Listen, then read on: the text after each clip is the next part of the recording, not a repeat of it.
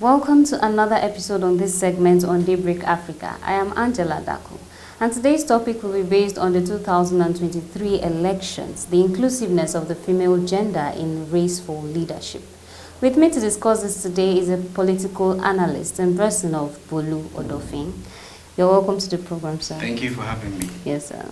Well, looking at the recent happenings, you discover that the female gender or women in general are trying to take up leadership roles in the country. So what's your reaction to this?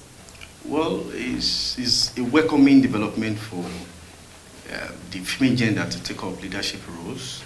And when we look at women, they are so passionate in whatever they do, and they show love to people easily than men. So when they take up leadership roles, it's going to be a good thing for our system. Okay, well, looking at the political structure of the country, are there restrictions for certain roles concerning women taking it? Well, I don't think there is any restriction for women in taking up these leadership roles. The field is so wide for everybody to come in, regardless the gender. And for example, for women that is coming into leadership race in their political system, you know they have this number and they have so much influence on their loved ones, especially their children who are of voting age and their spouses. So I think there isn't any restriction for them. Well, but you discover that so many people have actually tried, on from the time oncoming, you discover that many women have come on for, especially presidential elections and all of that, but at the end of the day it fails. What's the reason for this? What do you think is the reason for this? Well, you know, in our political system these days, we discovered that our people has really monetized our politics, our elections. So I don't think women have this capacity monetarily to face the men. You know, they even when the political race is on, can women really jettison their responsibility at home to go into politics? You know, in politics you go for late night meetings and all that. So are you saying that the responsibilities of women could also play a role? Yes, back in their home. You know, we have this value system in Africa where we see women that as if they are restricted to the kitchen, or in the other room, as our president has said. You know, they have so many responsibilities back at home, training the children, especially when the children are still growing up. So this kind of values in our system really affects them. When you talk about coming to voting or political race in Nigeria. Well, although there have been a great struggle for gender equality in the country, what's your opinion? Has the struggle yielded any positive results? Well, to be frank with you, it hasn't yielded any.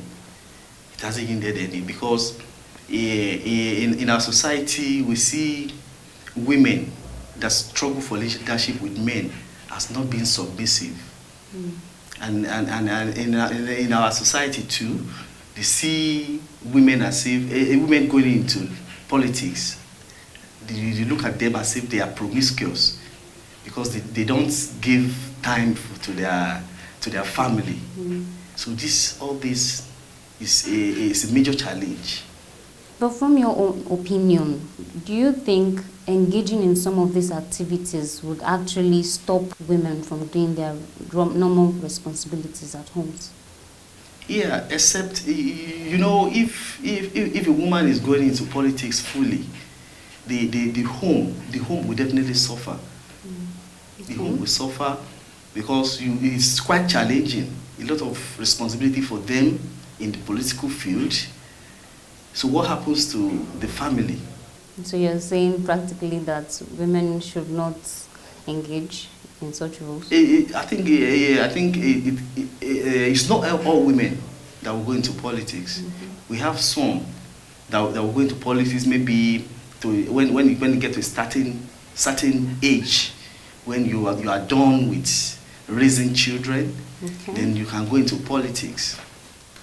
But even at that, you still discover that, well, just like the reasons you stated, the mentality that women are supposed to stay at home and do the normal house chores is still there. Why is this mentality still there? I told you it's because of our culture. It's because of our culture, our value system. We expect the woman to sit at home while the men are out there searching for what the family would eat or drink. Well, would you say that mentality should change or it should still be respected?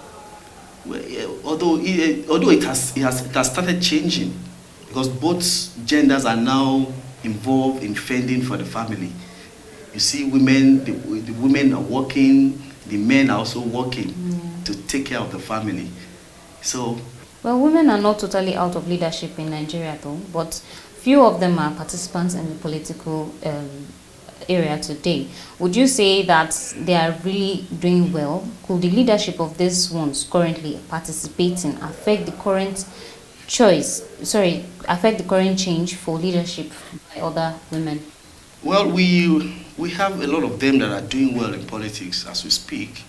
For example, in our state here, people like Mrs. Oladunni Odu, who is really doing well here. She has been in politics for decades, and she's still relevant, and she's doing fantastically and well in the field of politics.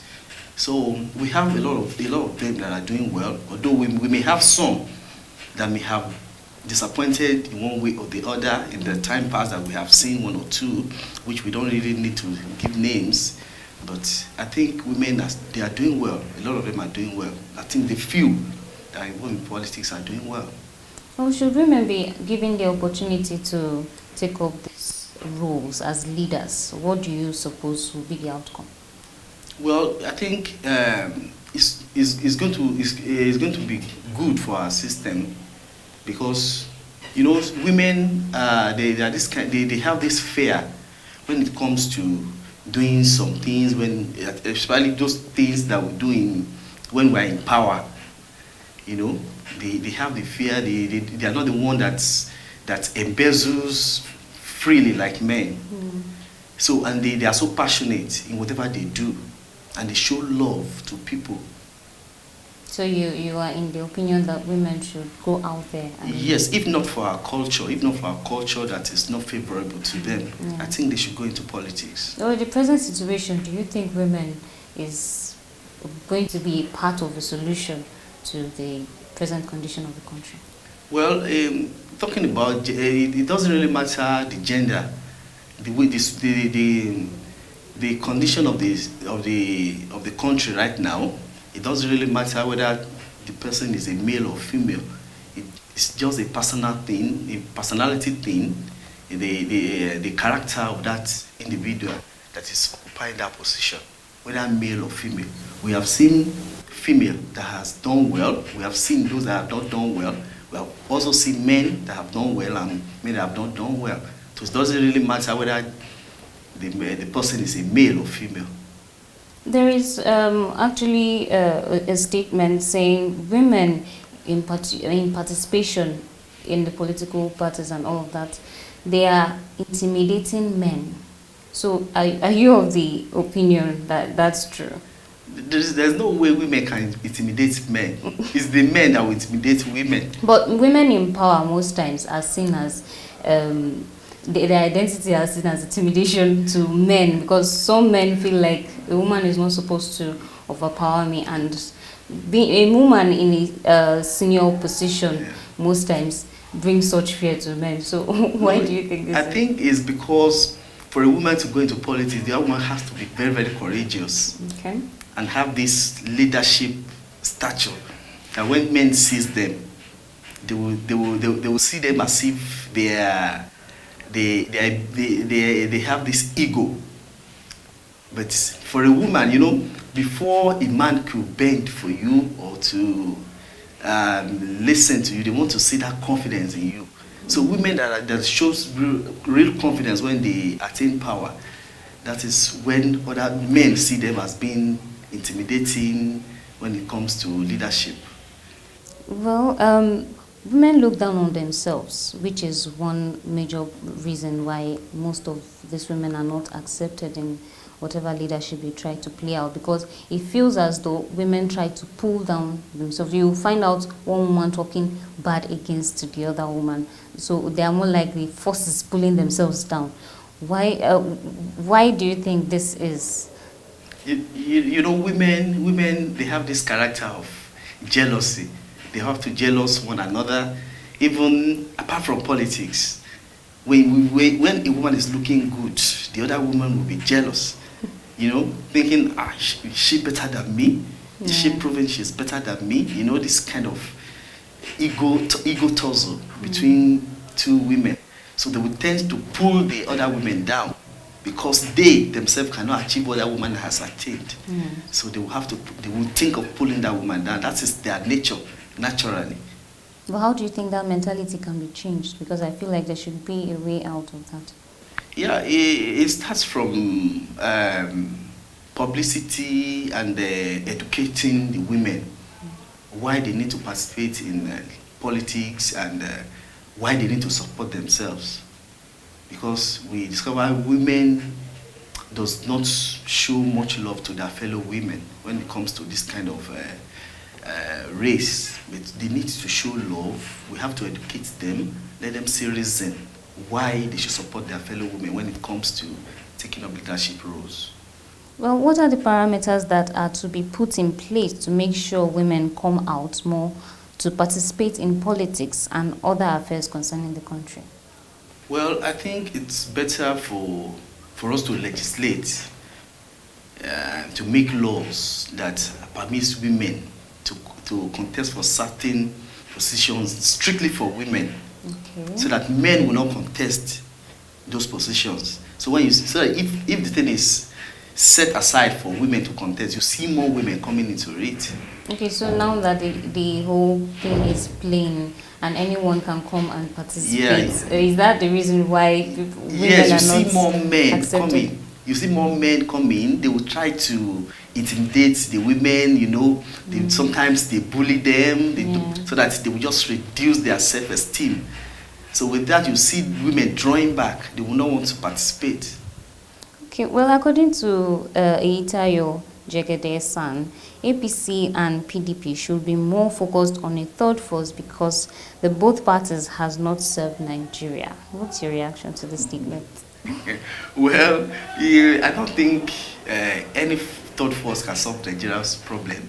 I don't think any third force that's coming up can really have a headway.